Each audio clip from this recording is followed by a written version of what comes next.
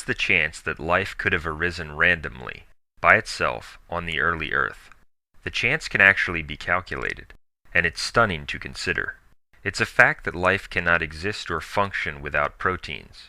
Proteins exist within the cell.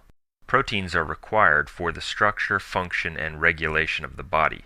They are essential components of muscles, skin, bones, and the body as a whole. Proteins are made up of chains of amino acids, and the amino acids in the chain must be in the proper order or sequential arrangement for the protein to form. If the amino acids are not in the correct order or sequential arrangement, a protein will not fold into the proper three-dimensional shape that is necessary for it to function. The protein will not be built and life will not exist. Now, if we were to consider, for the sake of argument, the chance that an amino acid compound could have formed into a protein by itself on the early Earth, what would the chance of that happening be? Let's pretend that a prebiotic soup existed, and that this soup contained the necessary conditions and components required for an amino acid chain to form randomly on its own. Of course, this is not realistic or scientific, for to say that something came into existence out of nothing violates the law of causality. Moreover, the assumed early condition of the Earth would not have been conducive to the constituent parts of the cell arising and surviving on their own. The assumed condition of the Earth would have been hostile to it. Nevertheless, for the sake of argument, let's suppose that a chain of amino acids could have formed by chance into a protein.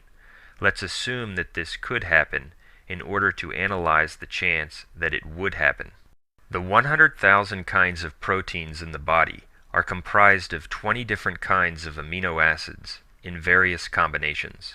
Since only 20 kinds of amino acids form proteins, the probability of even a small chain of amino acids forming randomly into a protein can be calculated. A short protein is about 150 amino acids long. But for the sake of understanding this point, let's first consider a hypothetical chain that is 2 amino acids long. If you had a 2 amino acid chain, the number of possible combinations in the chain would be 20 to the second power, or 20 times 20, for a total of 400 possible combinations. That's because there would be 20 possible amino acids in the first spot of the chain, and 20 possible amino acids in the second spot, resulting in 20 times 20, or 400. In a 3 amino acid chain, the number of possible combinations would be 20 to the third power, for a total of 8,000, because you would have 20 possibilities in each spot of the chain. In a 4 amino acid chain, it would be 20 to the fourth power, for a total of 160,000 possibilities.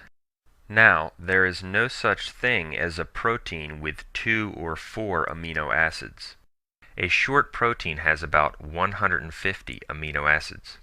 The number of possible combinations in a 150 amino acid chain would be 20 to the 150th power. That is 20 different possibilities in every spot of the chain. That number is roughly equivalent to 10 to the 195th power. To get an idea of just how large a number 10 to the 195th power is, consider that the total number of atoms in the observable universe is believed to be about 10 to the 80th power. For some perspective on this, consider that each grain of sand contains many millions of atoms. Therefore, to say that the total number of atoms in the universe dwarfs the total number of grains of sand in the world would be a major understatement. And the total number of possible combinations in a 150 amino acid chain dwarfs the total number of atoms estimated to exist in the observable universe.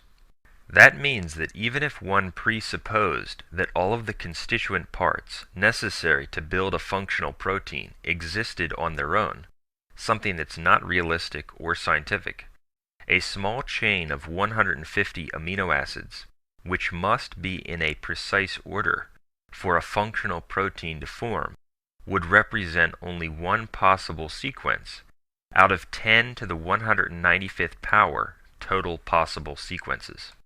In his book Signature in the Cell, Dr. Stephen Meyer presents the exhaustive scientific case for the information-bearing properties of DNA. He also covers the unimaginably small probability that amino acids would randomly form into a protein. He consults mathematicians and researchers. He also allows for the possibility that amino acid chains accept some duplication or variation in the sequencing. He cites researcher Douglas Axe and points out that even if we accept some variation, an educated estimate for the possibility of a random process stumbling upon a functional protein sequence is 1 in 10 to the 74th power. That is, it would happen one time in every 10 to the 74th power attempts. The number of atoms in our galaxy is believed to be 10 to the 65th power. It's difficult to express just how small that chance would be, but you could redefine it as 0. And remember, even if one protein were somehow to form, you are nowhere near a living cell.